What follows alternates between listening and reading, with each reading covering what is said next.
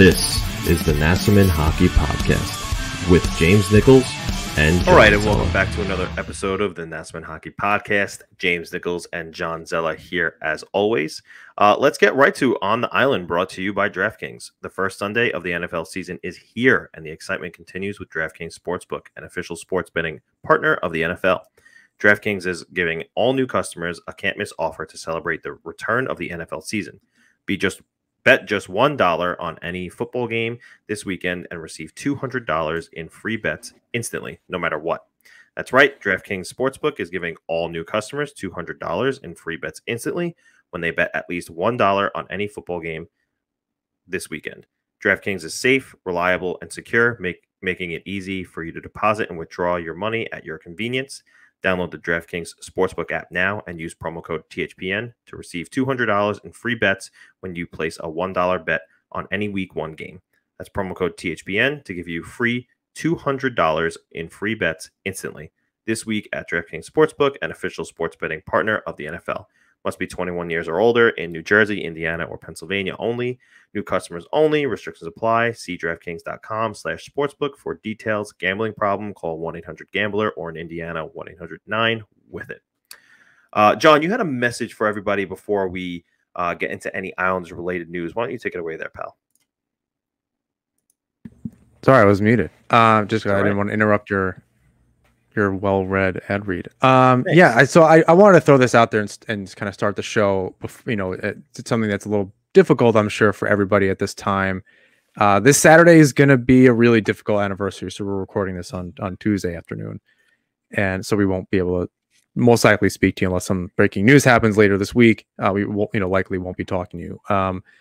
So if you need help, please reach out to somebody. This is going to be harder than in past years, I think, for many, being the kind of current events going on in the Middle East and things. It'll really make a big difference. And I think if you're somebody that knows someone else that they lost a family member or a friend or something, or it just hits them hard. I think for a lot of us that kind of lived through it, it's just a difficult part of every year now. And the older you get, I don't know that it's gotten any easier, to be perfectly honest. Maybe try to be proactive, reach out to those who, go through a tough time. Especially in the Islanders community, everyone's really tight knit. Reach out to somebody on either side of wherever you're standing on it, just to be there for each other. I think it's really important. And then Happy New Year, Shana Tova, to those who celebrate the Jewish New Year. Try to end a little bit more positive to lead into the show, but yeah, if you're celebrating, Happy New Year. Go have a honey apple. Well said on all fronts, pal. All right, let's talk about the New York Islanders. And it was a big week last week. Of course, the day after we put our previous episode out, all of the things happened. July 1 to September 1. Apparently, that was the big change for us. Yeah. So, we didn't get to it quite as quick as maybe some others did. But hey, you're here for some NHP content. And what we have for you right now is Anthony Beauvillier signs a 3x4.1. I think is it 4.15 or something? Somewhere in that. I saw kind of both, and I was like, we'll be wrong either way, I guess. Yeah. Ilya Sorokin signs 3x4. Kyle Palmieri 4x5, and Casey Cizikas 6x2.5 had been rumored for a while, and now it's finally confirmed. And then Zach Parise, he signed a 1-year deal. It's not officially official yet, not filed. It's signed. It's in Lou's drawer, confirmed by the Athletic's Michael Russo, who he spoke to. It's a 1-year deal. The salary is unknown, but there are signing bonuses, so could be a league minimum deal with signing bonuses bringing that dollar amount up. But he was today on a Tuesday morning spotted in Islanders gear practicing per Michael Russo. Tweeted out some pictures. We shared that post and everything. So if you didn't see it, head over to our Instagram and our Twitter account. The images are there. He is in blue and orange. So we can confirm that today the gloves are blue and orange. That is a really good point. That would have been a better tweet. So with all these signings comes the question. We know where Beauvillier is going to slot in. He's going to stay on that second line. We know Ilya Sorokin is going to be the 1B to Semyon Varlamov, and we know Casey Cizikas is going to maintain his fourth line role. That leaves Kyle Palmieri and Zach Parise. In your opinion, and I put out an article today with the Hockey Writers projecting the lineup for the forward groups at least. Where do you see Palmieri and Parise fitting in this forward group that's pretty crowded? I think Palmieri starts the year on the first line. I think that's safer for Barry Trotz. And then Parise on that third line, opposite Wahlstrom and with Pajot between them. I think you and I differ a little bit, although I think it might eventually happen, and it might be one of those things where it's just an option for the swap. I think that second line is pretty well solidified. I don't think anything's really going to happen there in the fourth line. So the only option is really switching Wahlstrom and Palmieri. I think I had said previously on the show that they both might be having to go through something at the same time, or someone needs a jump start for them to make that switch. I don't think. And Staple he was interviewed. I don't know if it was a radio show or something. I saw a couple. You had tweeted out some quotes from him. Yeah, he was on a podcast at Keeping Carlson on Twitter. Right. To say that he really had made really big strides. You've made the point and the argument multiple times that he was on a 20+ goal pace in over 82 games. I think Palmieri's in the same boat as far as that's concerned. Like, I don't see him scoring 40. So whoever can, put 20 on the board, hopefully both, regardless of what line they're on, right? Like you want balanced scoring if you're the Islanders, for sure. Just if you're going to continue to roll lines. So I think it's probably safer. It's not the fun, official third member of the show, Joe Pantorno, is Team Chaos. I think he would want to see that too and give Wahlstrom the opportunity next to somebody that can pass the puck like Barzell, which I think is your argument as well. Yeah. Listen, I agree with you that the safe route for Barry Trotz is likely to start Kyle Palmieri on the first line with Matthew Barzell and Anders Lee. The thing is, the more I think about it, it does make total sense what you said. It's the safe route, and that's really the way Barry Trotz and Lou Lamoriello like to work. Veterans up front, younger guys, sheltered minutes. Makes perfect sense. The other thing I keep thinking about is how similar of a play style Anders Lee and Kyle Palmieri have. And I don't know how well that might work out. Maybe it's perfect. Maybe it does work out. Maybe is Palmieri a net front guy? Oh yeah. I feel like he could be not a perimeter player, but majority of his goals are scored in front of the net. He has a good shot. Don't get me wrong, but he's a net front presence for sure. And I could see if they're trying to create balance. I don't know if Palmieri and Parise played together in New Jersey. I don't believe they did. I don't think they crossed over each other. But in my opinion, and this is something I wrote in my article, if you check it out a couple days ago, this morning. You have, and I've said this before with the first line, if Wahlstrom plays up there, you have the distributor in Barzell to skate circles in the offensive zone, dump off a pass to a shooter like Wahlstrom, who's a shoot first mentality. If that shot doesn't hit the back of the net, you have Anders Lee looking to clean up the rebound. Now, it's also very possible you can use that same dynamic on the third line. Parise is a shooter. J.G. Pajot is a utility guy who can do anything. So he can be a distributor. And you have a guy like Kyle Palmieri, once again, in front of the net, cleaning up rebounds. So that could work for the first and third lines. You can have a very similar structure there. And maybe this, the difference in offense comes with having that structure. The second line looks a little bit different. Obviously, the fourth line looks a little bit different. But even with the power play units, you have now a net front presence in Anders Lee on power play 1 and a net front presence in Kyle Palmieri on power play 2. I can see that. I think it would be exciting to have Wahlstrom on that first unit, and yeah, with the way that Trotz rolls his lines, I don't know that there's too much line matching going on. I think it depends on like it has to do more with like offensive zone starts and defensive zone starts, than anything else. So with that said, maybe it doesn't matter if if those things, if everything fits together well. Put Wahlstrom on the first line. I'm there for it. I don't think I'm not going to be angry about it if that happens. I'm projecting what I believe will happen. Right. Happy to eat crow on that and watch Wahlstrom score 35 goals. 40 assists on rebound goals by Anders Lee, and Barzell rack them up too. I think it'd be exciting to have two young guys kind of. Yeah. Essentially a lot of pretty young guys in, Beauvillier, Barzell, Wahlstrom, all in the top 6. Yeah. I think would be really cool. Even if obviously they're not playing together. I think that's really cool. But yeah, Parise, Pajot, Palmieri, we had to come up with an interesting nickname for that. If that becomes the case, the P3 line or something more fun than that. C3PO, it comes to mind through the 3PO line. I love that.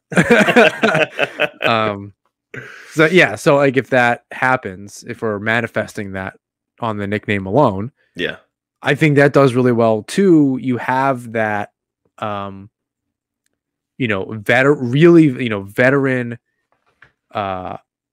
it could be kind of a power forward checking line that can also score goals. You remember Pajot is no slouch offensively. No, he can score. That's what I mean. He can score. Between the two of them, I would love for Parise to put up 12 goals this season. Right. I'd love for Palmieri to put up 20 and Pajot 10. Right. And they all rack up the assists together. I think that would be a reliable line you put out there in a lot of different situations because they all know what's going on. I don't know if you wrote that in the article. I still have to read yours. But that is probably the best argument, is that you create, instead of spreading out a little bit of the veteran presence, Barzell's been in the league a long time, Lee's been in the league a long time. You put one rookie essentially on the first line, Wahlstrom. Your second line's pretty veteran, good defensive zone, all that kind of stuff. That third line, that's your veteran line. All situations. There you go. Defensive zone. They know their role. Blah blah blah. That might be the best argument. That's 1A, 1B to my point about just putting the veteran on the first line.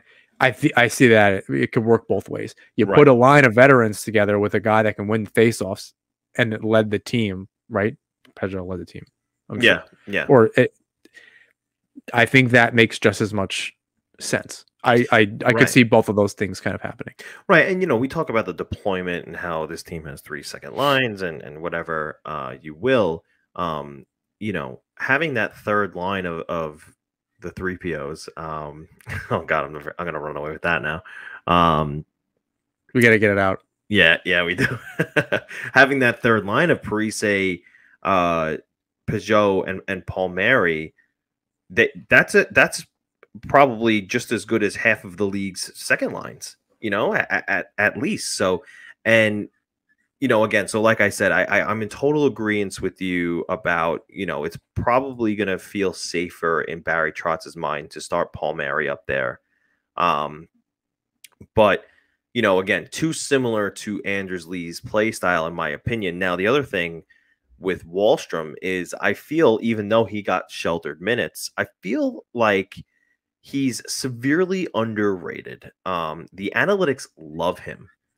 His analytics, and I've stated this in the past, are closer to Barzell's by a very slim margin than they are to JG Pajot's by a wider margin. And as you said, Anders Lee's now a veteran. Matthew Barzell is you could say he's a veteran. He's been in the league. This is going to be his 5th year. So they know how to play the game. They know the style. The one argument you can make on Matthew Barzell's game that he really needs to take a hold of is his discipline. But maybe he gets less frustrated if he has a guy like Oliver Wahlstrom sniping for him, racking up assists. They do. So look, I think I'll reiterate the safer option is obviously putting Palmieri. Yes, but I think I can be won over in the matter of minutes here. We're with the ad read and everything, 15 minutes into the episode. I think I could be won over with that. Everyone's been calling for a sniper, right? I don't know. Save for some miraculous deal that Lou's about to make, which I do, talk about things, safe thing. That's not even safe. That's just like where the needs are. And we'll talk about that later. Yeah. We've been looking for a homegrown sniper kind of player for a long time. It makes a lot of sense. Yeah. And again, that veteran third line, you can kind of shelter them a bit, but only because you're going to be putting them out in a lot of important situations. Your bottom six can really buoy your end of game defensive zone thing. Barzell's not a defensive guy, but he can be. He can be. I'm not saying, but it's not. Here's what I want to say about that, though. Wahlstrom is not too shabby in his own end. He's proven, and yes, he played with JG Pajot, but he did individual things that you could say to yourself, Wahlstrom is viable in his own end. His skating is underrated. Now, Matthew Barzell plays on a line. He's going to play on a line with Anders Lee. Anders Lee is not the best skater. He's got tree trunks for legs, but they don't make him fast. Oh, they make him not movable. They make him immovable, right? So he parks himself in front of the net and takes care of his business there.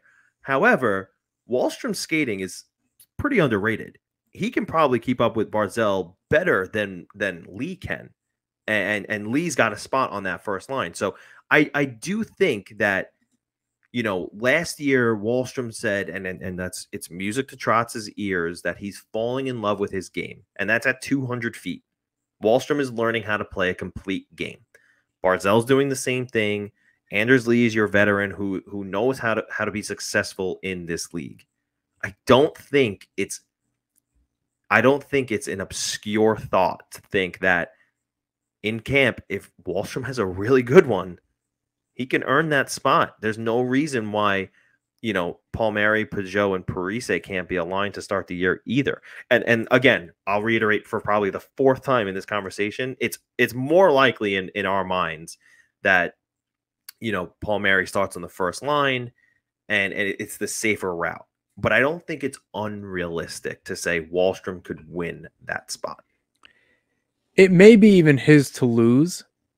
Maybe. Going in, and they need to see that kind of commitment to the defensive side of the game. The leash would be really short. It has been for younger Islanders players, not named Barzell, over forever. Right. So I imagine that would be real short. I would agree with you there. I would 100% agree with you there. So I wonder. I don't think, no matter what Palmieri does, he knows where he's going to wind up playing. It's either that first or third line, and I don't think he would take it personally, playing. And I don't think he would be disappointed to play with Pajot and Parise versus Barzell. And there's an advantage to playing on that line. You're not going to get a tough defensive matchup.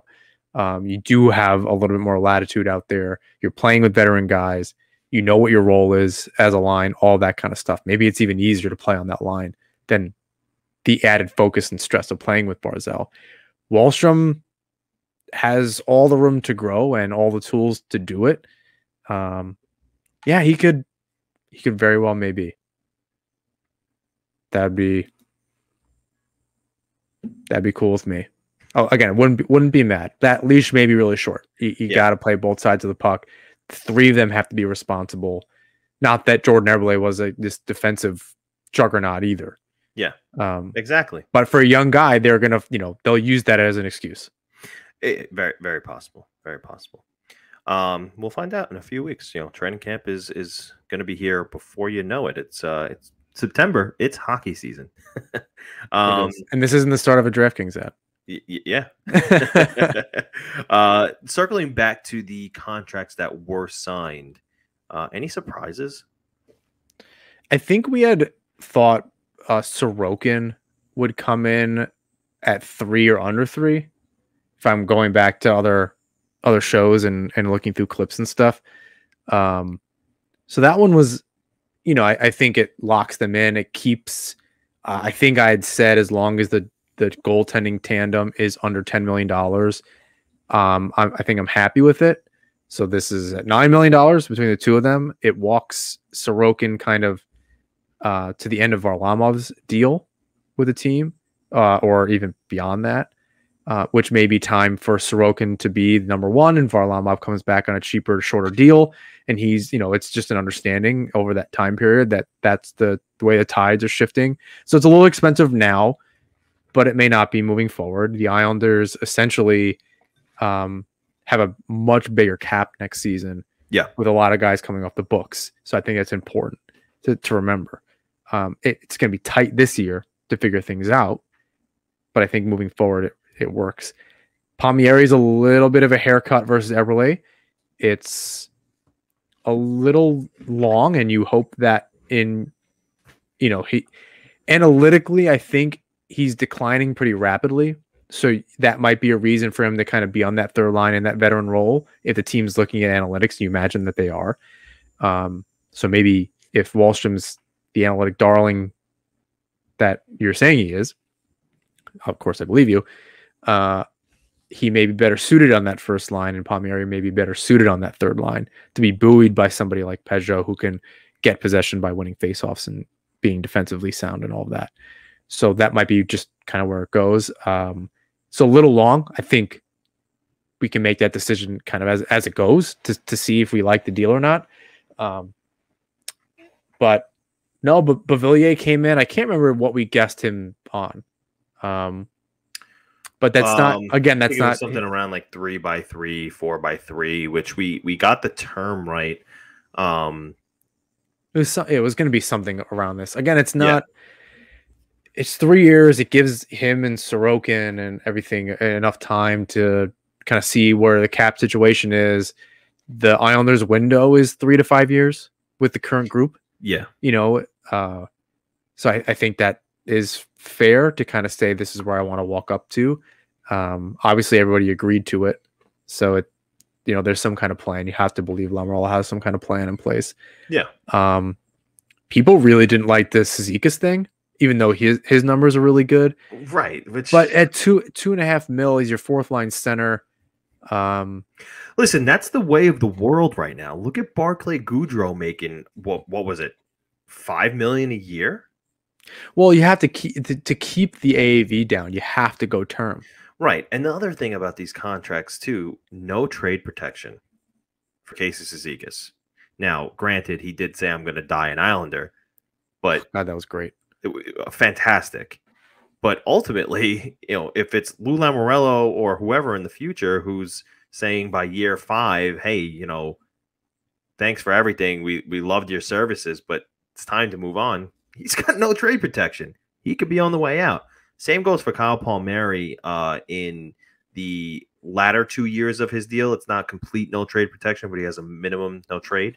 I think it's 10 teams for those last 2 years. So the first 2 years, listen, the thing about these players, right, and in this system, and I said this about Palmieri a couple of times. I might have said this. I think I was on a show the other day, and I said this. I think this system will suit him better than the system that he had played with the Devils beginning last season. They got younger. The team is better. His line mates are going to be better. Right. I mean, listen, he was playing top line with Jack Hughes, who's a star in the making. But that team's structure is not obviously as well put together as the Islanders' structure is. And it's a little more speed and skill over in New Jersey right now because they're so young and they're so, their legs are so fresh. Whereas the Islanders, not saying that they don't have speed and skill, but the structure is different where the pace of the game for Palmieri is a little slower around him, that he can play his style in this system better. Does that make sense? Yeah, I could see that. Like I said, I think even just no matter where he lands in the lineup, I think he thrives. And his expectations on the numbers themselves isn't the same as other teams. I could see him easily rebounding on a full year with this team this year. Oh yeah. I don't think 20 goals is unrealistic. That he's on line, the first line. I don't think 25 is unrealistic. I think what would be a good kind of guess for the beginning of the season, we do per line, like what do we think each line can score? Because I'm not really worried about who scores the goals on any line. I don't care if Barzell scores 50 and no one else scores a goal, like Lee and Wahlstrom don't score a goal or whatever, whoever's on the line. I don't think it matters. I really do think it's more of like it's a team game, it's a line game for them. Who can, who's the leader, who's playing really well defensively, who's offense, who's kind of giving the team the time to rest, presumably the fourth line. Yeah. They all have their role, so you kind of have to see what that's going to be. Yeah. Yeah, I think Kyle Palmieri could absolutely do that. And we saw what he could do in a short, in a really short period in the playoffs. Yeah. He did score 7 goals. It wasn't like, over an 82 game season. I don't know if that's like, was it 21 games, 7 goals, something like that? Something, yeah. But he scored the 7 goals in the first 2 series. Yeah. Which is a lot less games. So I think but you're also got to factor in that he was playing next to a hurt JG Pageau. He did have a second. He got I think a goal with Barzell in like 3 minutes of playing time. Yeah. The power play maybe is going to be better. Yeah, it's possible for him to do all that. I think there's a couple of things working in his favor. We saw him thrive, albeit the whole team kind of hit a little bit of a wall with Tampa Bay, especially near the end there. But you saw them kind of banging on all cylinders early on in the playoffs. Yeah. It's clear. It's clear these guys can score. Wahlstrom scored a few. Palmieri scored a few. You throw Lee in there, you never know what happens. Not to kind of like relitigate all of that, but yeah, I think Barzell's not hurt. Yeah, a full healthy lineup.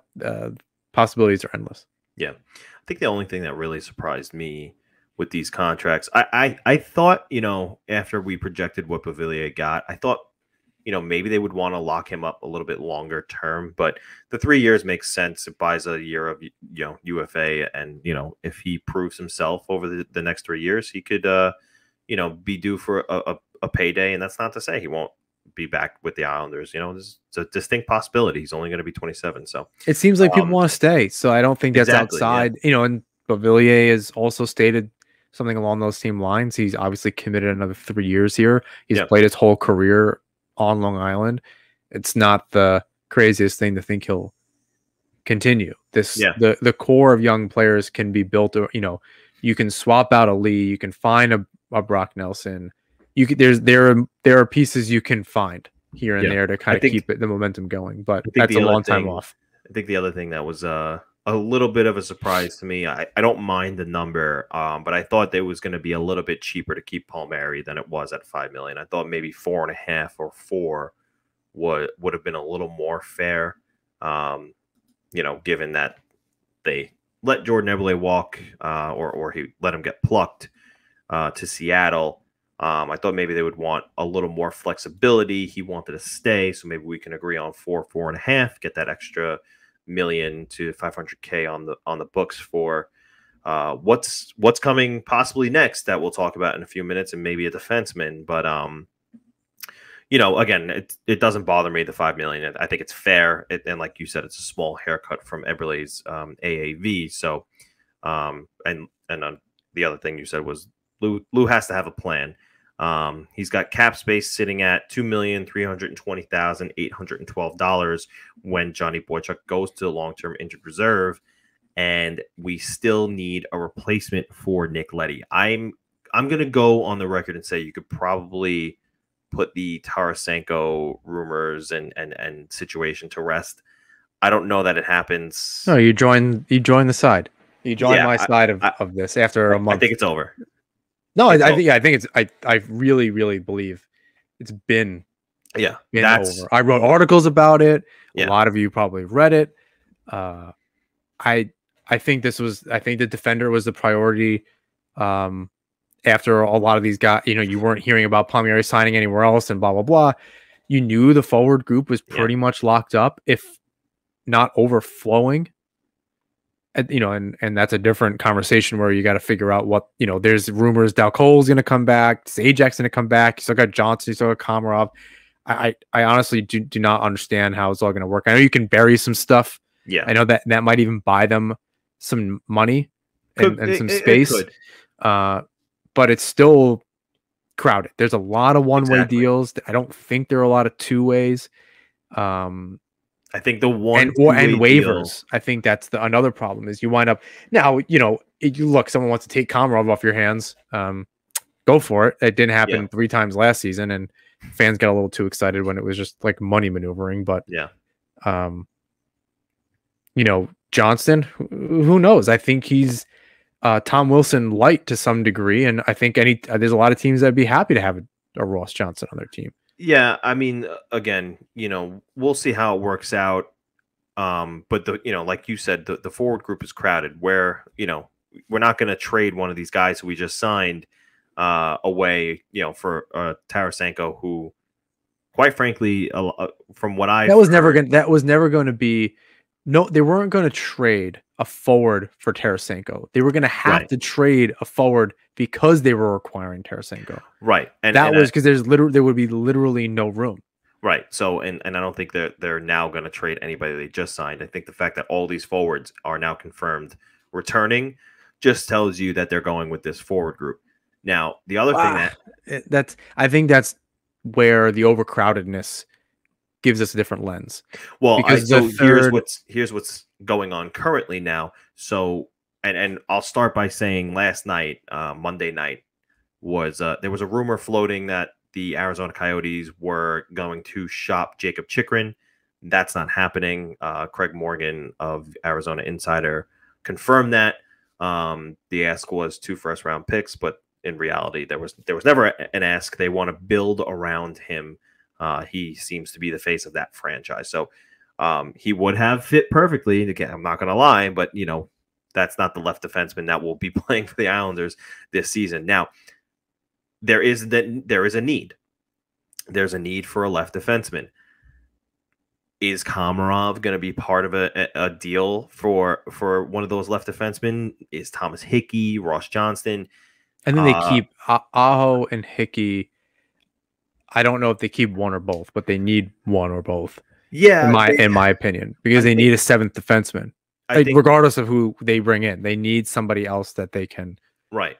Internally, if the spot is anybody's, and whether that means Noah Dobson slides up to the second pair and he plays third pairing defense. I think if it's anybody's spot internally, I think it's Thomas Hickey's.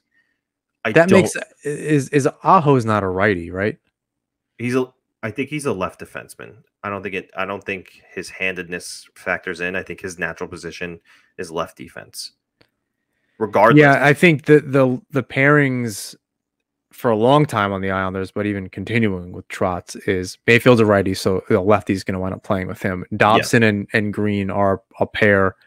Dobson's a righty. Now, I know Dobson did play left defense in juniors. I don't know if that factors into anything, because I think, I think that they like him on the third pair with Andy Green. For now, I think that's much safer. I don't see a Mayfield Dobson, because Mayfield's not always great analytically. You kind of need someone enough to pick up the slack that Dobson might give. Exactly. And then they both can't be not irresponsible. They can't both be liabilities. A real harsh word, but we saw great things from Scott Mayfield in the playoffs. Oh yeah. Hopefully it translates to the regular season. Not sure yet, because he had a pretty shaky regular season last year. Let's see what the first year of normalcy, 82 games and regular schedule. Let's see what happens with Scott Mayfield. I'm pretty sure, it'll work out in the Islanders' favor. He needs to be a net zero. I think that's pretty much, probably, yeah. He needs to keep the puck in front of him. He needs to be able to get outlet passes, breakouts, smooth, all that kind of stuff. He needs to be the second best shutdown guy after Pellick on the team. Yeah.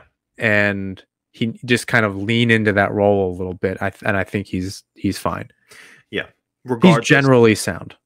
There's a need for a second pairing left defenseman. A lot of people are calling for Zdeno Chara to be signed. I don't know if that's going to suffice. 44, 5 years correct. old with on top of Andy Green. Yikes, dude. Like, if you're going to roll the dice like that, just use Thomas Hickey. Like, if that's really what you're going to be doing, neither of those things seem like I'll put it the to you answer. this way. There are a lot of people, and John Scott of Dropping the Gloves brought this to light. There are a lot of projections for the New York Islanders to not only win the Metropolitan Division, but for them to be legitimate Stanley Cup contenders, maybe the favorite. And if you have Zdeno Chara on your second pairing defense at 44 years old, that's not going to cut it. It's not going to cut it for Trotz. It's not going to cut it for Lamoriello.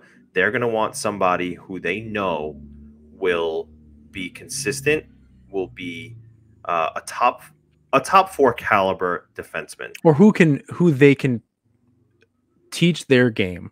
Yes. And that's when, in my recent article, that's what I tried to look at. Right. Who are these guys that their numbers suggest they can be taught the system? Now, Carolina has figured out their cap issue. Jake Gardner is going on LTIR. He's having surgery. He's done for the year. I don't know how many extra defensemen that leaves them with. But, John, I know you had a couple of left-handed defensemen that you had in mind, wrote an article about, maybe Lamoriello's looking at. Who are some candidates in the coming weeks that could end up as a New York Islander to fill Nick Leddy's spot? Yeah, so I'll start, and I put this in my article. Obviously, don't take my word for any of this. I tried to look at who was on expiring deals and under $5 million, which there are not many. And we'll start with some trade stuff first, because I know the second or the third one is someone that you've had your eye on. But unlikely would be Ian Cole, just because he was just signed by the Canes, and Gardner's down. So I think that leaves them with 7. So I imagine they're cool with going into the season like that. Granted, they can make the dollars and cents work. He was a 2.9. He has a 1-year deal with Carolina. He just signed there. Again, that makes it really unlikely, and now even more so with the injury. I thought he could work. Hampus Lindholm, people have been mentioning that over in Anaheim. I believe expiring deal at 5 and change. They'd have to keep some, but is capable. He's a veteran guy. He's been around the block. Trotz and Lou probably know him. And Ekholm, who I want to hear your opinion on, and this is where I was going to circle to try to get us into this talking point in the notes, but you did a good job anyway. This is where an actual, and Staples mentioned this, where an actual trade would need to happen that would include somebody like a Bailey or something like that. If Nashville even wants to give up Ekholm, because he's the assistant captain down there, alternate captain, whatever. That's where I'm not exactly sure how and either side would make that work. Is that what's his name? A Bellows and a pick or something? Does that satisfy? Yeah. It's his turn. He's only got 3.75 for this year, right? So you don't want to give up too much for him not to sign. And then he walks anyway. But he would make this team a contender. If you're thinking about your ideal, under $4 million, somebody that can make a real impact, who's been a leader in the room, who not very long ago they made it to the Stanley Cup final. He immediately makes this team better. Now you may be subtracting a Josh Bailey, if that's even somebody that Nashville wants, and I don't know that to be the case. I think they would want somebody with a little bit more skill. Now it's leader for leader. Bailey can score goals with the right guys. He can rack up a lot of assists. We've seen that happen. I'm just not sure what a deal would look like for that. Where a Lindholm, I can see them make it work. There's money kind of coming and going and being held. There picks, and like I think that's fine. Anaheim's in a very different spot than Nashville. Nashville's trying to do it, so I don't know what that looks like. Well, Nashville's fascinating to me because their offseason, they subtracted Arvidsson and Brian Ellis, two pretty key pieces in Nashville.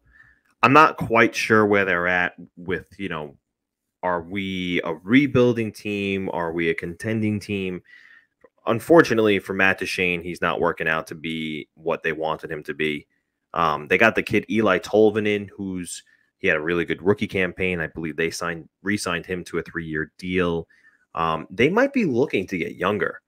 On an expiring contract for Ekholm, do you think it requires a roster player?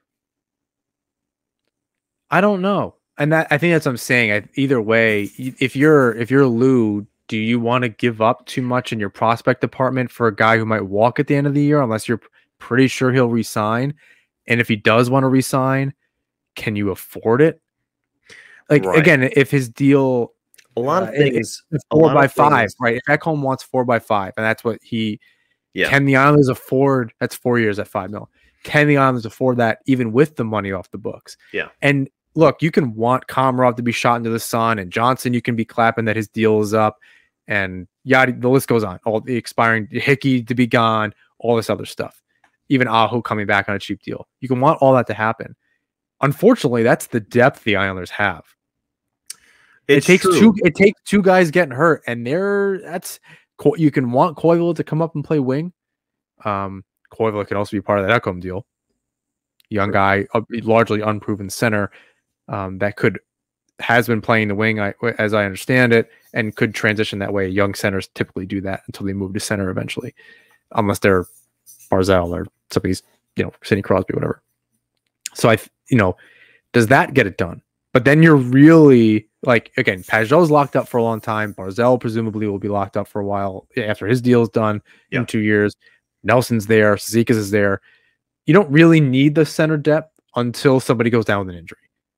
And then, At that, Travis Zajak's coming back. He's probably going to be on a cheap contract. Rumored. I think that's where, so you have some room, I guess, on the roster contract side of things.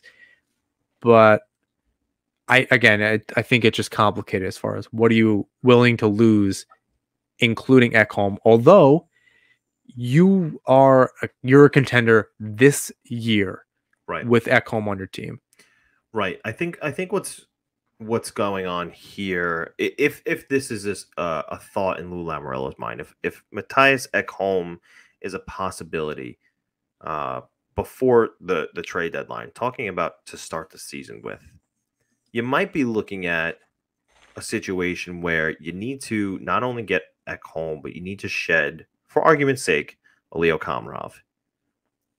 The way you get that done is you have to give up something that obviously is appealing to Nashville, and that maybe is a second round, maybe a first round draft pick. Maybe you have to give up an expiring deal at the deadline. I see that at the deadline. I do, but they need to start the season with something. But the thing is, you're also trying to offset the $3 million that's owed to Komarov to make the room.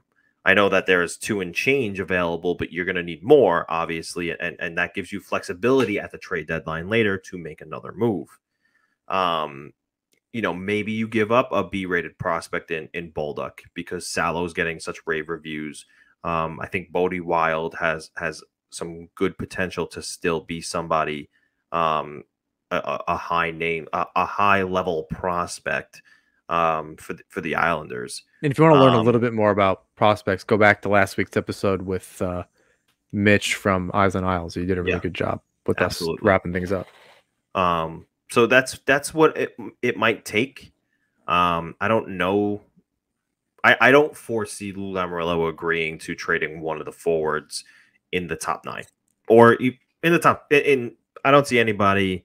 No, out of the 12 regulars from first line to fourth line being moved. I say that because Staple had brought up in an Athletic article, and it made sense to me. Depending on what Nashville wants, Right? You have to consider anything and everything. Hearing no news that they're actually going to trade him, and seeing any of that, it's tough to fix. So you got to think: is it Bailey and a B or C level prospect, or Bailey and a pick or something? Is it Koivula and a pick? Is it whatever the case Very is? well could be. And I think that's what you just have to consider the different options. Now, I think Lou doesn't want to do that with the forward group because it's solidified and there really aren't any more replacements. You have a bunch of third and fourth line guys that you can plug in as far as Komarov and Dal Cole or Zajac or Johnson or whatever. You do not have with who? Richard Panik. Richard Panik too, and he could be part of some kind of deal going out the door. I think the goal with Panik ultimately is you want to keep him. He is only owed 50% of his salary with the Islanders because Detroit's paying the other half. So he's only in at $1 million and change.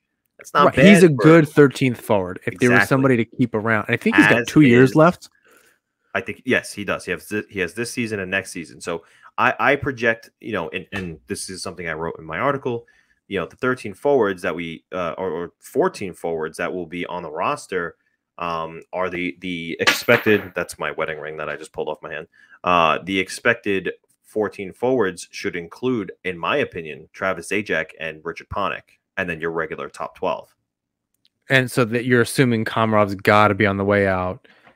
On the way out, Dal Cole isn't coming like back. That. Yeah, I mean, if Dal Cole comes back on a two-way, I think that's the belief. He and Timashau are coming back on a two-way. Yeah, and that totally works. So yeah, they don't have a replacement for Bailey, so they can't trade him at this point. They do have replacements in the bottom six, which is my point. Right. The player that I want to, and because I don't know that there's been any real talk about him, I'll speak and Google it just in case. But there's one player left in the UFA market that the Islanders might have some kind of interest in, and I don't know that there's been any news about him necessarily, which is Eric Gustafson. 29-year-old left shot. Had a little bit of a journey the last 2 seasons, played on 4 teams. He did not have a good year in Philadelphia. Got traded to Montreal. Was part of their playoff run. Played pretty well with them in the playoffs. Played, I think, most of the games, if not all of them, but a majority of the games. Just 3 seasons ago, he scored 17 goals with Chicago. So he has that offensive upside. Kind of matches a little bit of what Leddy was doing. Again, try to ignore the little stint in Philadelphia because he really didn't play well. As far as I can tell, the analytics look okay. That may have just been on a Calgary team that really couldn't play defense, Philly team that was struggling mightily, where Carter Hart was kind of struggling. He looked okay in Montreal as far as those games. He only had 5 regular season games, and then again, he played a ton of time in the playoffs. But yeah, with Chicago a few years ago, he was really good. Points. And it's what's 60. He had 60 points that year. Yeah, and so he's not far removed from any of that. Now, he still had 20 and 59 games in Chicago before being traded. And that season, he had 29 points in 66 games. So I think that's good. If you have a D-man that's not named Ryan Pulak putting up close to 10 goals, that's pretty good in a given season. Again, last year he just did not have a good regular season. And looking at it, he played 31 playoff games and had 8 points. It's clear. I think that's a better indication of like playoff hockey and Islander hockey. Yeah, that he may be a really good fit. Again, no news about him. I don't think he was injured or anything like that. I think Lindholm was, and also had to trade. But this is like the last UFA guy who is coming off of a $3 million deal. Could easily be argued down, I think, to come play for the Islanders. Look, you were in Montreal last year.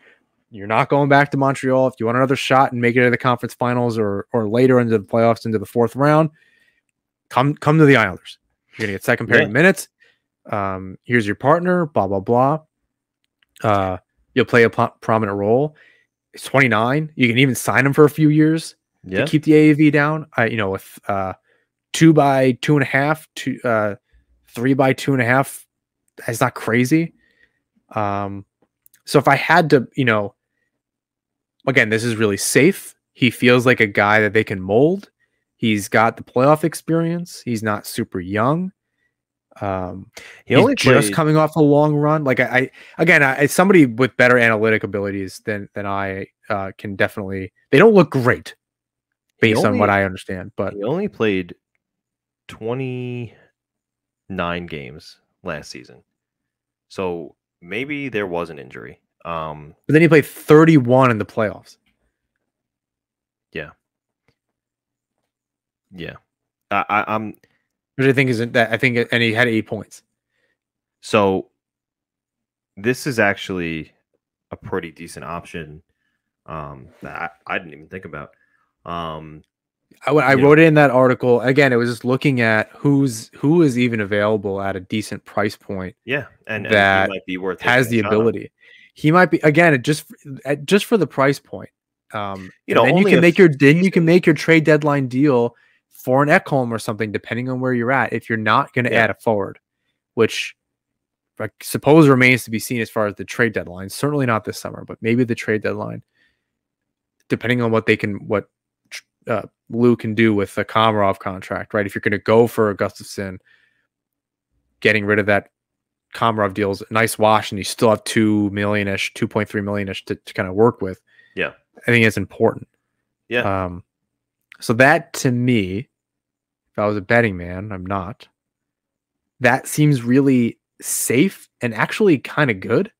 Yeah, I was gonna say, he's only a few seasons removed from 60 points on a Blackhawks team that was not very good.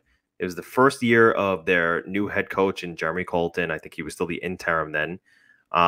They weren't a playoff team, and maybe he just got good exposure with Patrick Kane and Jonathan Toews and power play time, but maybe that's all you need. Maybe if he gets good exposure with the first unit power play with the Islanders and plays, minutes with Barzell and Lee and Wahlstrom or whoever you will, maybe it works out. Maybe, he went to a Flyers team that wasn't good at all.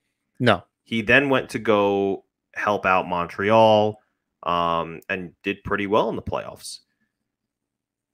I don't know. He's unsigned for some time now. You wonder why. He actually seems like he could be a pretty decent asset. Yeah, I don't want to go on the continued trope of any guys unsigned the Islanders are looking at, and it's quiet because he's already signed. But there's a lot of things that make sense here. Yeah. I honestly don't. I just don't know. Yeah. I don't know what that looks like. I don't know if there are rumors that he's going to go back to Montreal.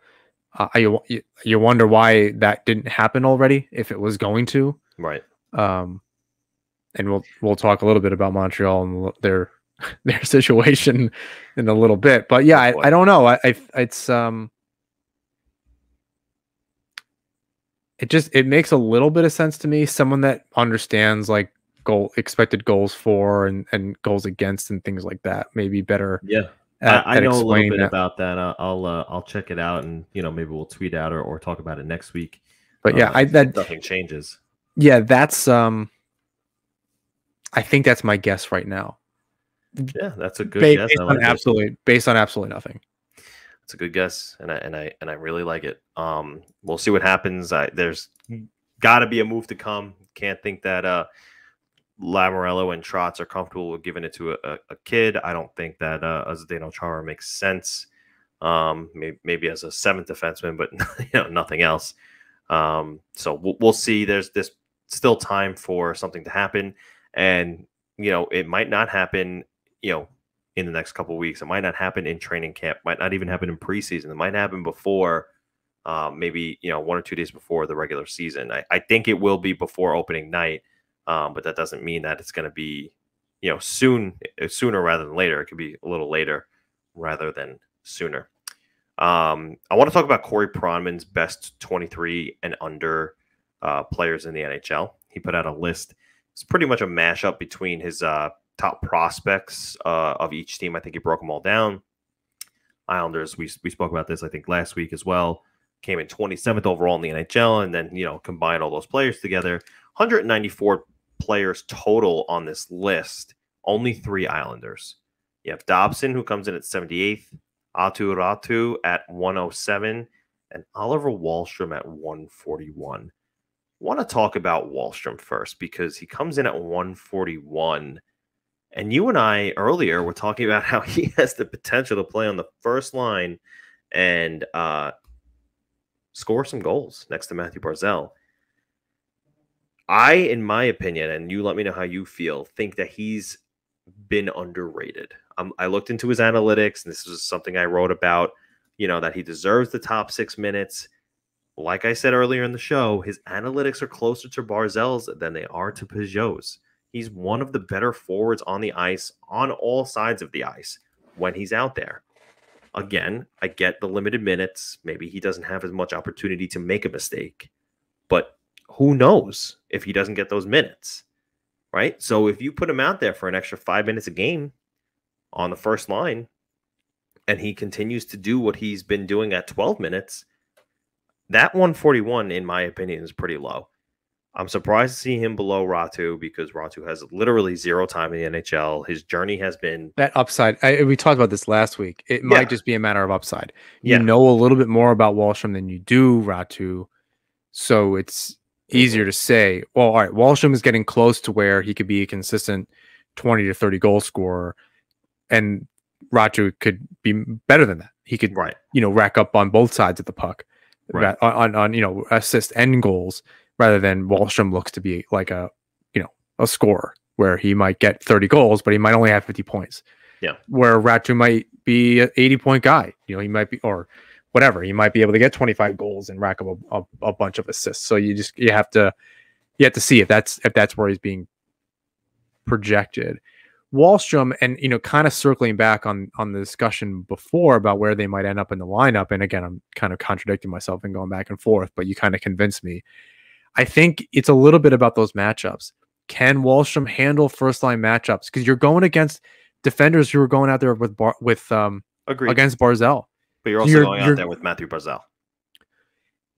Right. But is it a wash? Can Palmieri handle that pressure a little bit better than Wahlstrom can at the moment? And that's why I said when we first talked about this a month and a half ago, it might just start on the third line and they might give an opportunity. They might test the third line's ability to play in those moments and see how he fares, or throw them up there every once in a while. So that's kind of where I would. That would be one of my questions. Can he handle being out there against other teams' top pairings? We haven't seen it yet, and at least not regularly. So I think, it might. I don't know. I don't think they're going to start switching the lines around. I think once they're together, that you're looking at a change, and then that's it. Yep. So it's not like they're going to do it against some teams and have them down the third line for others. They're going to try to create some consistency for everyone's sake. Yeah, but. I definitely agree. And I think that this list was created projecting what their highest potential will be. So I guess I kind of understand Ratu being above Wahlstrom because he thinks overall Ratu will be more valuable as a forward. But this is a big season for Oliver Wahlstrom. He can literally and figuratively shoot his way to the top of any of these lists, to the top of the lineup, if he just brings that lethal shot. So as for the rest of the rankings, Dobson at 78th, I think, sheltered minutes, still has some growing to do. I think after a couple of weird years, inconsistent years in hockey as a total, the Islanders prospects and underage players are a little bit better than projected. Nobody really knows too much because there has been minimal play aside from, the NHL finishing out their seasons and having their half a season. So Islander prospects and young players could be a little bit better than you think. This year, I think, is going to be a really telling year for those under 23 guys. I want to wrap up on the island talking about our Discord that we started. NHP's New York Islanders Discord. John had this great idea. He sent it to me. He's like, I don't know the first thing about what the hell this is, but do you think that there's something here? And I was like, yeah, let me think about it. I'm on Discord myself. I've used it for, just leisure, video games, talking to friends on it and everything, but there's a market there for it. And it's been really great. It's worked out really well. It's only a week in, and I think we're approaching like 200 members in the Discord, and something like that. Yeah, and everybody's having a really great time in it. It's a safe space to come and talk to other Islander fans, interact with us as well. A bunch of different channels, all different topics. We have Donald Rosner on board. He's got his own channel called Blue Line Deli, of course, and that channel is utilized for snapping your pictures and sharing your Blue Line Deli experiences. But it's been really fun. A lot of people have been interacting, a lot of hockey talk, a lot of Islanders talk in anticipation for the upcoming season. You can find the invite link in our link tree in the bio of all of our social medias. It will say, I believe, NHP Discord, if I'm not mistaken. Something. Or NHP Islanders Discord. It'll say Discord. Do that one. Yes, click that one. You'll be brought to the community agreements before you can see any of the other channels. All you have to do is agree to the agreements, and it will unlock all of the many channels that we have available in the Discord server. It's been fun. You can, like I said, communicate with plenty of Islander fans across the board, as well as us. It's been a good time, and we hope you join us. Any word on that, John? No, it has been fun, and we'll figure things out as we go. And I know there's like different audio channels that we can do, and different, like we've done spaces on Twitter. We'll try to figure out how to utilize everything. We're definitely working on it. We'll try to create that experience for everybody so that it's fun during the season. We can maybe do post games there. I know we do stuff on YouTube. I don't know how to incorporate all these different channels that we have together. But we'll definitely figure it out. So Absolutely. Yeah, join us for sure. Definitely join us. All right, let's get to Around the Rink, brought to you by Manscaped. Yeah, additional support for this week's episode is brought to you by our friends at Manscaped, who is the best in men's below-the-waist grooming champions of the world. Manscaped offers precision-engineered tools for your family jewels. Manscaped just launched the 4th-generation trimmer, the Lawnmower 4.0. You heard that right, the 4.0. Join over 2 million men worldwide who trust Manscaped with this exclusive offer for you, 20% off and free worldwide shipping with code NHP20 at manscaped.com. Imagine shaving with a sleek, well-designed, and optimized trimmer that makes shaving time your favorite time in the bathroom. James and I are blown away by the performance. The craftsmanship and the details on the 4.0 are next level. Manscaped engineered the ultimate groin and body trimmer by focusing on intelligent functionality and incredibly comfortable grooming experience. Their 4th-generation trimmer features a cutting-edge ceramic blade to reduce grooming accidents thanks to their advanced skin-safe technology. This upgraded trimmer includes a multi-function on-off switch that can engage a travel lock. It also has the ability to turn on a 4,000K LED spotlight. Geez, I almost said the completely wrong number. 4,000 LED spotlight on and off when needed for a precise shave. The 4.0 even allows you to customize your trim through additional guard lengths with sizes 1 through 4. Did I mention wireless charging? It actually is super cool. I love the little holder. It makes it like look nice when you have it out charging, which is awesome. It makes it look like it's not cluttered. Works out great for me because I don't have an outlet in my bathroom in my apartment, so it's just so great. Wow. Well, yeah, my bathroom's old. Yeah, I was gonna say he lives in he has one outlet that is everything's just like a surge protector. I used to have to run an extension cord. Now I don't have to. Yeah, from his neighbor's house. Apparently James lives in an outhouse on Staten Island. I'm not really sure how that works. Anyway, it's time to get your own with Manscaped to make me time the best time and enhance your confidence. So get 20% off and free shipping with code NHP20 at checkout at manscaped.com. It's 20% off with free shipping at manscaped.com and use that code NHP20. Unlock your confidence and always use the right tools for the job with Manscaped. All right. Let's talk about the NWHL, which has rebranded, and they are now the Premier Hockey Federation, or the PHF.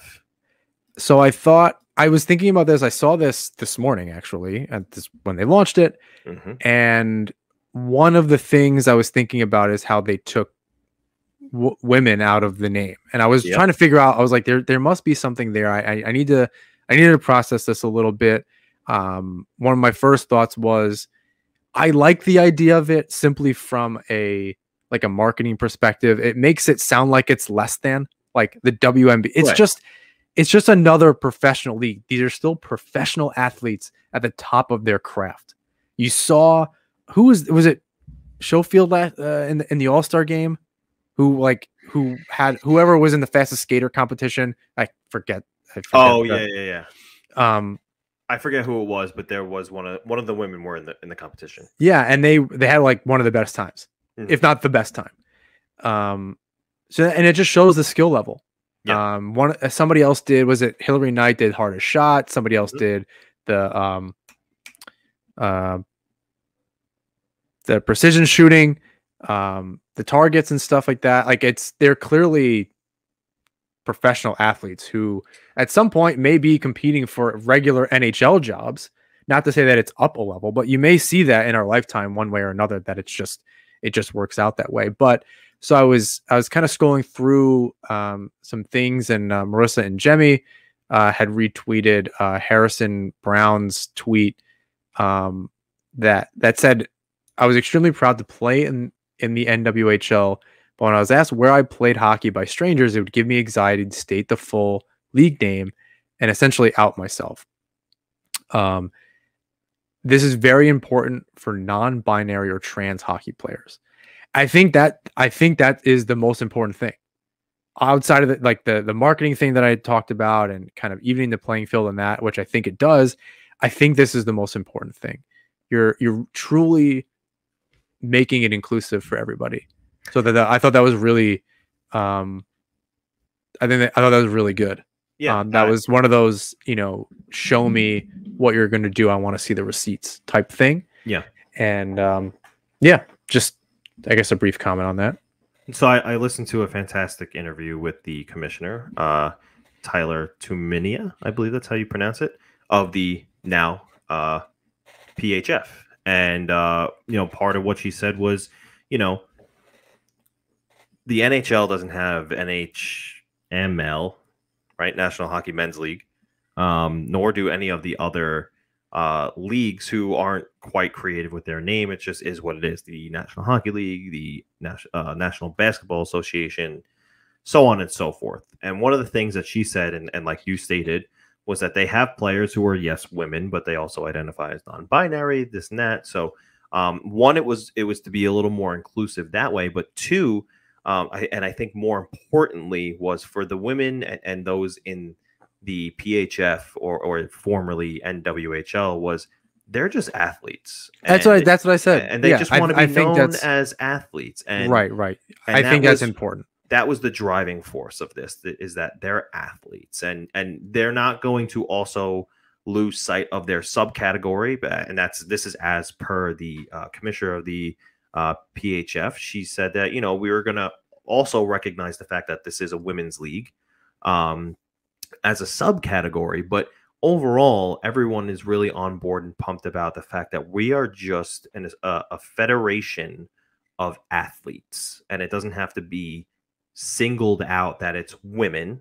It's just a federation of athletes. So I thought that was really powerful. I thought that was really great. It's only going to be great for not only the PHF moving forward, but she did also comment on the fact that other organizations such as the WNBA and other women's leagues were a part of this decision. So you could see it trickle into other leagues as well. Would love to see that. And it's funny that we pretty much had the same thing in kind of slightly different orders. But yeah, I think maybe things are equally as important, but definitely interesting to see. Yeah, I'm happy to kind of, again, it's hockey is not that inclusive. It wants to work on it. It doesn't, it's one step forward and a giant leap for mankind backwards. Well, the NHL was a part of this as well, and I think that's great for the league and trying to be more inclusive. They had a voice in this, and I think everybody was just generally on board. So maybe that's at least one receipt that's in their favor. And that if they were working with the NHL, even in any respect, that might signal the collaboration down the road, and actually the NHL helping to back the PHF. Right. So that's something to keep an eye on. I think the NHL was waiting disappointingly for the PWHPA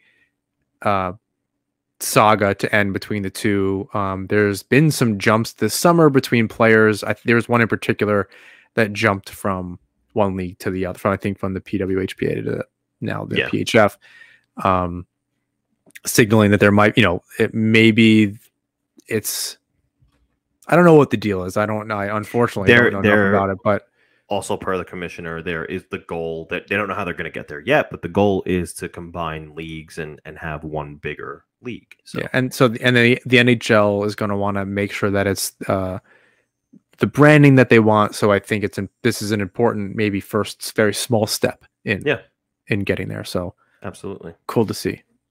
The NHL is officially headed to the Olympics. We touched on that last week. It was reported that it was happening. Now it's official. So spoke last week. If you want to check out episode 74 to see who we think might make some Olympic rosters. The NHL is officially on its way. Quick note, don't know if I love or hate it yet.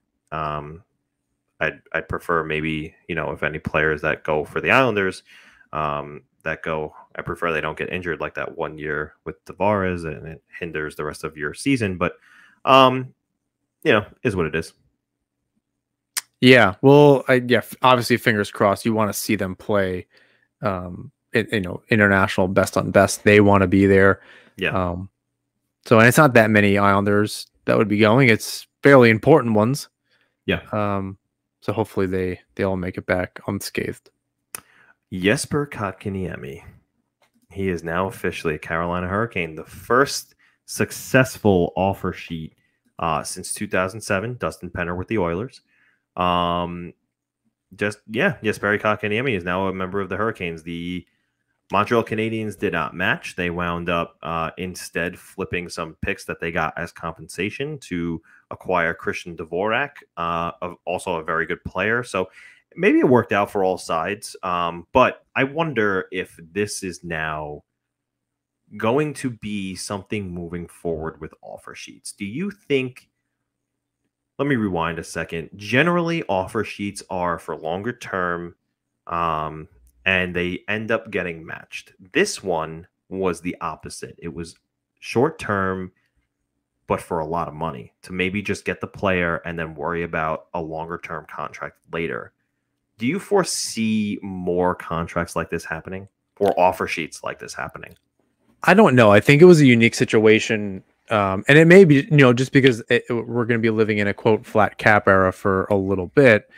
I think the idea was that if Montreal matched it, their qualifying offer to him needed to kind of start in that neighborhood. And that would put them, even if they could afford it this year on the 1 year, they would immediately have to go try to find a way to afford it in the coming years. And it was essentially going back to Montreal and saying, you got a multi-year deal going here, at least, even if you sign him to another 1 year deal, you're starting at $6 million or something like that. And they knew that it would be really hard for them to do that. It'd be a lot of moving pieces. And then for Montreal, after listening to 31, soon to be 32 Thoughts, the podcast, it was a matter of, taking the week for Bergevin to find another center. Right. Some people seem to be pretty high on Dvorak. I don't know that there's maybe quite the upside of Kotkaniemi, but it might be good. I don't like this simply from Carolina just got a little bit better, aside from not being in love with the organization as a whole at the moment. No, I don't think they're completely better. They're a little bit better than they were a week ago. Well, I think too, overall, this summer, I think they took a step back. It's possible. I think it's interesting, and somebody else had pointed this out on Twitter that they didn't want to pay this guy, their goalie, one of their better goalie prospects maybe ever. They didn't want to pay him, but they're happy to pay this other guy who's pretty much largely unproven. Yes. In 3 years, I think Jeff Merrick made a really good point, and I said this about someone like Koivula, but even more so for a guy like Kakniemi, is that he should be moved to the wing. Carolina, he's going to be. Yeah. So Carolina's pretty well set up the middle, from what I gather, and Kakniemi can kind of go in there and play a little bit lesser role, play on the wall, and grow into being a center eventually. He can still take strong side faceoffs. He can learn system, be an NHLer. You know, I think he's only been in the league like 2 or 3 years, and whatever that means, the last 2 or 3 years, as far as shortened seasons and this and that. I don't think he played all that much in the playoffs. I think he had healthy scratches. Healthy scratches. He was down in the AHL at some point. Yes, early on. So, I guess it remains to be seen what the Canes are going to get and what they can get out of him. But it's curious. I look at him like, all right, well, they got a good player who may thrive on the wing. Now he's in the Metro, and I don't love that. That was my like initial thought was, damn. Now, like, as if Carolina wasn't enough of a pain in the ass. Now they maybe try to figure this out a little bit, and their D looks pretty good. I was hoping to snag somebody from that core, but yeah, crazy. So I don't know that it'll happen all that often, because it depends on the team's cap situation, where their contract was to begin with, and blah blah blah. So I think that's the offer sheet was twofold. One, yes, it was for a little bit of revenge, and you saw that in the $20 signing bonus, and what have you, all that pettiness. But two, they had legitimate interest in him at the draft. The year he was drafted, they wound up going with Svechnikov, which is looking great for them as well. But now they got the second and the third pick, so they were always interested in Kakniemi anyway. They weren't going to offer sheet him just for the sake of revenge. They wanted him, so there's something that they see in him. So we'll see how that works out for them. Hopefully, not too well in this Metropolitan Division, in which the Islanders are also playing in. Right. The OHL announces disciplinary action for Logan Mailloux. He is suspended indefinitely. It's just the right move. It not throws, much to say about that. Yeah, it throws a wrench into Montreal's plans with that, right? Because they were like, "Oh, well, he's gonna." I think they said he was gonna go back to juniors or whatever. He wasn't gonna be on the Montreal roster. Now he doesn't really have anywhere to play. Yeah. And that's definitely tough. Yeah. You wonder if they're going to have something in place for him. I'm sure they will, as far as training and stuff for the year. He's too young to play in the A. Right. I don't know that anyone in Europe would necessarily want to take them. Right. There's definitely some leagues that won't, Right. So yeah, it's complicated. And you know what? Good. They lost Kakniemi. Yeah. They can't. They chose this guy. They put themselves in a situation. Whatever. It's absolutely the right move. The lesson he needs to learn is to go through some adversity and understand that where he's at right now, probably more than where he should be at right now. It's an absolute privilege, and maybe he doesn't deserve this privilege, but if he wants to work his way back, he's going to have to earn it, and this is the start of that. So he's got to show receipts. Montreal has to show receipts. Yep. They've not done a good job at all so far. Much like the Carolina Hurricanes. You'd like to think they had a receipt, and then they burned it in front of everybody.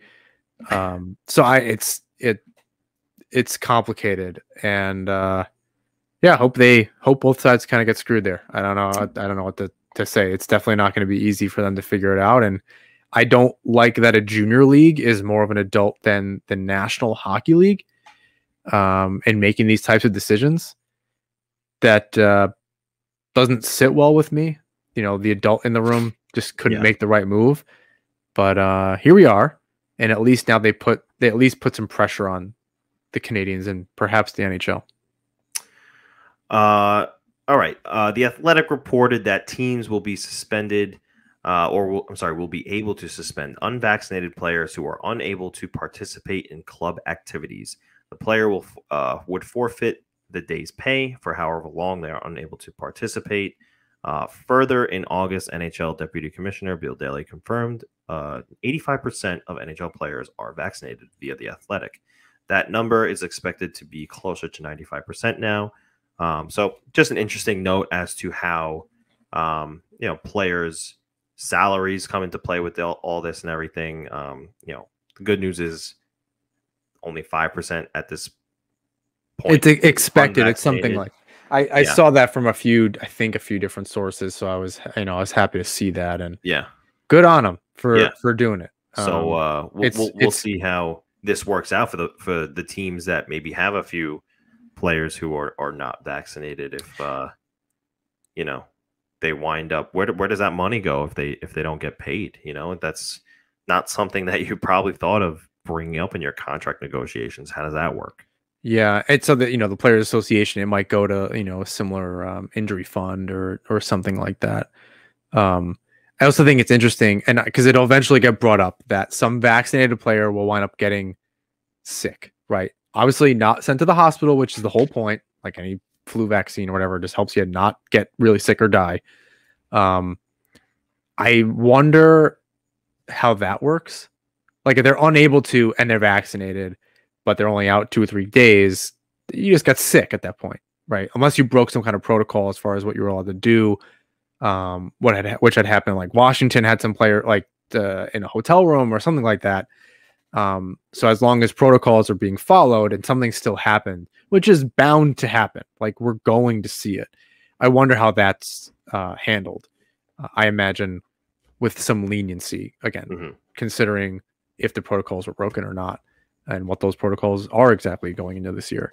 Yeah. So it's, I think that's good. I know that Lamoriello had kind of been pushing players to do it and encouraging them to do it, though not mandating it. This may make it a little bit more mandatory. Yep. Lou is known for some rules. No. So, you think I'd get in trouble right now? I think you'd be in more trouble. I would be in super big trouble. Although I would have been in trouble for like weeks at that point because it would take some time. For audio listeners, we're looking at our beards, not anything other than despite the Manscaped ad, that is not what we're about. We would get some YouTube violation for sure. I did hear. I was listening to a podcast. I think it was Steve Dangle. They were talking about Lou and the rules and if they were ridiculous or not. They had just talked about it the other day. I watched that last night actually. And I do remember what Adam Wilde said. He said you can complain about the rules all you want, but what Lou Lamoriello is doing is making the players wake up and deal with a little bit of adversity for what is probably a very great life that they're living. Long story short, they're in the NHL. What adversity are they really dealing with, right? They go to work, which is practice, which they work hard. They're in the gym and everything, but they're National Hockey League players. They're making millions of dollars, and their whole life has really pretty much just been hockey and making money playing hockey. So the first thing that every player thinks about when they wake up in the morning is Lou Lamoriello, which I thought that was hilarious, and it's abundantly true. But what he's doing is trying to give the players a little bit of adversity that they have to deal with in their regular lives, because for the most part they've been catered to on and off the ice playing hockey. So I would go encourage you to said point. It was something like, you think about Lou every day. You're kind of doing something that's part of, bigger than yourself. It could seem silly. Is it archaic? Sure. Is it working? Hard to argue that it's not working. He had mentioned Lamoriello as far as you can put him on any franchise, put him in any franchise. That franchise is going to win more hockey games. Yeah. Can you tie it directly to face, shaving every day? Probably not. Is that a part of it somehow? Because I don't quite understand it.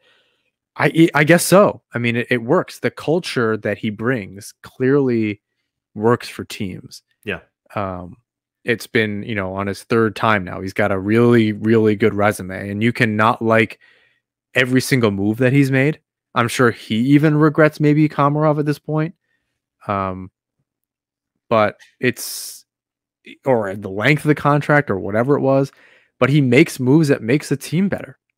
Yeah. And he's part of, and I have to think Sorokin being here is no small part due to Lamoriello and creating that culture and setting things up, setting the tone, telling him what the plan is, having a plan, all that kind of stuff. I think is really important that he's here. It was the right time for him to be here on Long Island. Obviously, you have a Barry Trotz to kind of bolster that, and they are very much on the same page. But yeah, he clearly makes this organization better. Couple that with the arena and everything else. But yeah, I thought it was interesting. Go listen to that part of the podcast. We're definitely big fans. So yeah, absolutely. All right, that wraps it for episode 75. 75. Not a big deal. Not a big deal. Thank you to DraftKings and Manscaped. Did you have something you want to say before I thank everyone? I don't think so. It's we're really excited to get the season going. We're hoping to do some post-game stuff when that happens, training camp news, look for our work on the Hockey Writers and all that kind of stuff. Some other news might be dropping in the next something before the season starts as far as James is concerned. Yep. And that I'll have a part in as well. So look out for us there. Join us on Discord, all of that. But yeah, take it away. Absolutely. Thank you to DraftKings and Manscaped once again. Use that THPN promo code with DraftKings and NHP20 promo code with Manscaped. The Hockey Podcast Network and the Hockey Writers, of course, all of you are listeners as well. Please rate, review, and subscribe wherever you listen to or watch the show. You can follow us on Twitter, Instagram, YouTube, TikTok at Nasman Hockey, and find our work at the Hockey Writers. And until next time, everybody, let's go.